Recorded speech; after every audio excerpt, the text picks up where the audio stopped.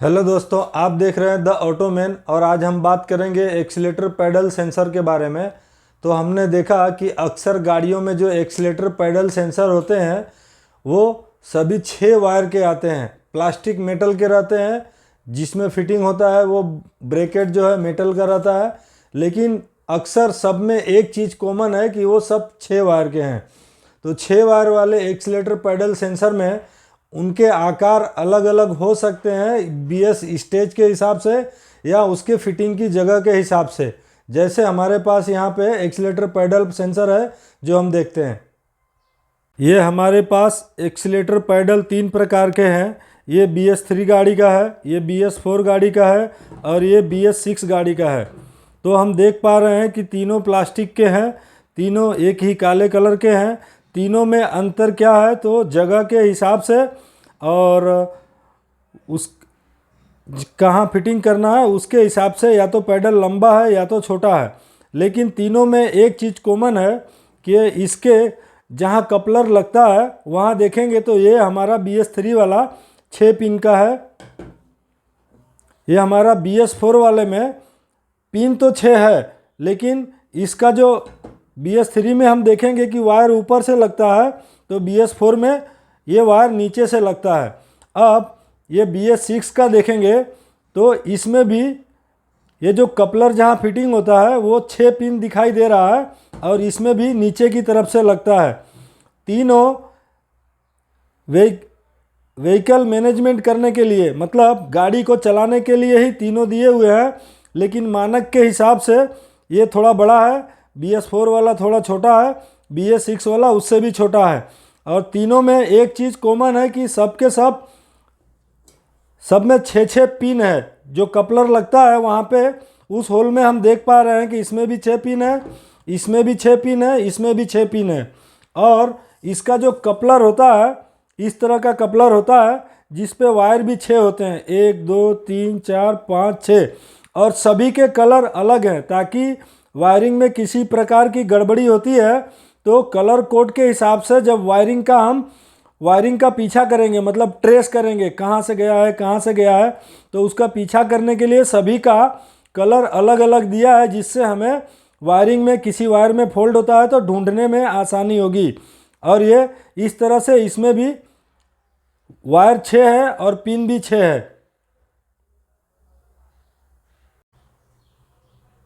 इन 6 wire में हम अक्सर देखेंगे कि सबका कलर अलग है, लेकिन इसमें से 2 वायर जो हैं एक ही काम करते हैं। ये हमारा जो एक्सीलेटर पैडल सेंसर जो आता है उसे APP मॉड्यूल भी बोलते हैं उसे। और 6 वायर में से 3 जो है एक सेंसर के हैं, पैडल 1 के, और बाकी के 3 हैं जो वो पैडल 2 सेंसर के हैं। हमारा एक्सीलेटर पैडल सेंसर जो आता है दिखता तो हमें एक ही है, लेकिन उसके अंदर 2 तरह के एक्सीलेटर पैडल सेंसर होते हैं। 3 वायर के एक सेट को हम एक्सीलेटर पैडल सेंसर 1 बोलते हैं और बाकी 3 वायर के एक सेट को हम एक्सीलेटर पैडल सेंसर 2 बोलते हैं। ऐसा क्यों होता है? क्योंकि एक्सीलेटर पैडल गाड़ी में यूज़ किया जाने वाला सबसे ज़्यादा इस्तेमाल होने वाला आइटम है। जो एक्सीलेटर के ऊपर हमेशा ड्राइवर का पैर होता है गाड़ी चलाते वक्त, और इसमें सबसे ज़्यादा इस्तेमाल होने की वजह से सबसे ज़्यादा गड़बड़ी भी इसी में आती है। तो अगर हमारा एक्सीलेटर पैडल ख़राब हो जाता है किसी कारणवश से, तो गाड़ी को हम एक्सीलेशन नहीं दे सकते, जिससे गियर में डालने के बाद हम गाड़ी चलाने में हमें समस्या होगी। तो अगर हमारा एक्सीलेटर पैडल सेंसर ख़राब हो जाता है, कोई भी एक, पैडल 1 या पैडल 2, तो अगर ये ख़राब होता है तो इसके ऊपर हम गाड़ी वर्कशॉप तक ले जा सकते हैं या कहीं पे भी जहां हमारा काम होता है। और अगर ये ख़राब होता है तो इसके माध्यम से हम गाड़ी को, लोडिंग गाड़ी है या खाली गाड़ी है, हम चला के अपने स्थान तक पहुंच सकते हैं वर्कशॉप या गैरेज में, और फिर हम अपनी गाड़ी सही करवा सकते हैं। अगर एक ही होता तो एक्सीलेटर पैडल सेंसर में बहुत ज़्यादा गड़बड़ी होती, क्योंकि एक ही बार बार इस्तेमाल होता और गाड़ी बिगड़ने के बाद, मतलब एक्सीलेटर पैडल ख़राब होने के बाद वर्कशॉप तक गाड़ी हम लेके जा नहीं पाते, हमें कारीगर को जाके लाना पड़ता या कंपनी से आदमी बुला के जहां गाड़ी हमारी बिगड़ी है वहीं सही करवाना पड़ता। इसलिए कंपनियां एक्सीलेटर पैडल हमें तो दिखाई एक ही देता है, लेकिन उसमें दो दो एक्सीलेटर पैडल है जो 6 वायर के सेट इसीलिए आते हैं, 3 एक का और 3 एक का।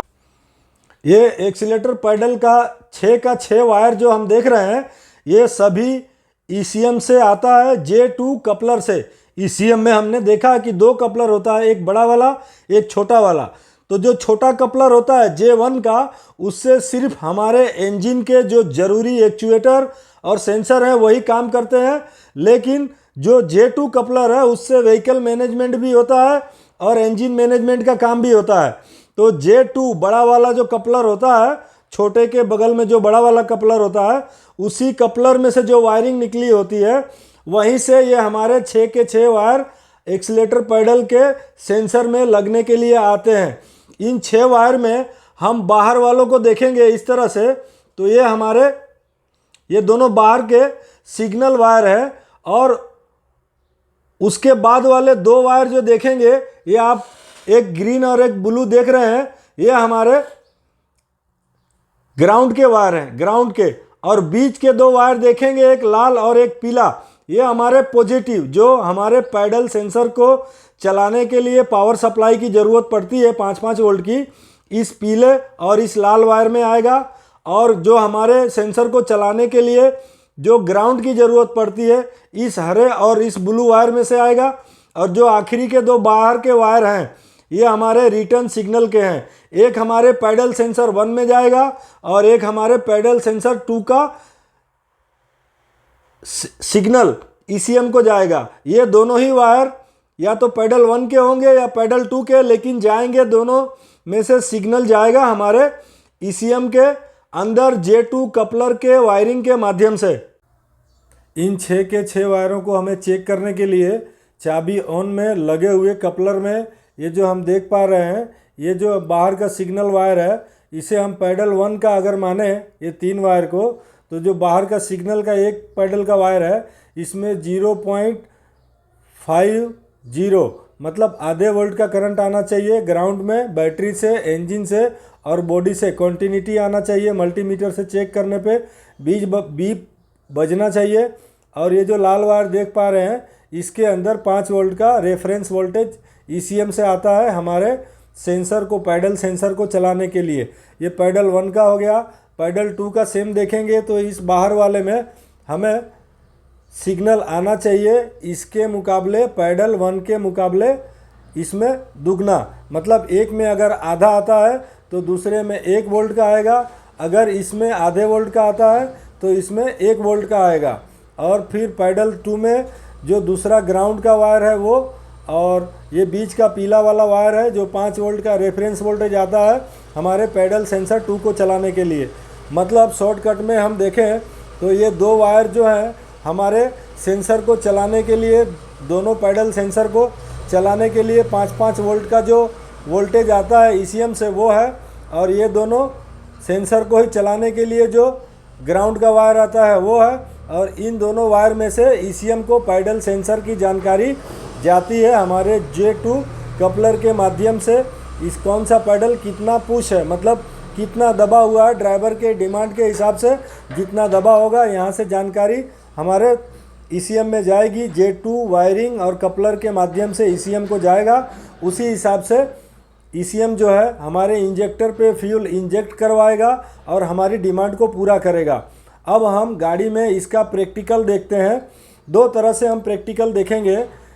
कपलर को फिटिंग में चाबी ऑन करने पे किस में कितना आता है, ये तो हमने थियरिकल देख लिया, इतना आना चाहिए, लेकिन एक्चुअली कितना आता है वो हम गाड़ी में देखेंगे। और ये सिग्नल कितना आता है, ग्राउंड की कंटिन्यूटी कहाँ कहाँ से आती है, और 5 वोल्ट में लगे हुए कपलर में चाबी ऑन पे गाड़ी हमारी स्टार्ट हो या बंद हो कितना आता है, और निकाले हुए कपलर में चाबी ऑन पे ही कितना वोल्टेज किस में आता है वो देखेंगे। गाड़ी हमारी स्टार्ट हो या बंद हो उससे मतलब नहीं है। तो अब हम इसका प्रैक्टिकल देखेंगे।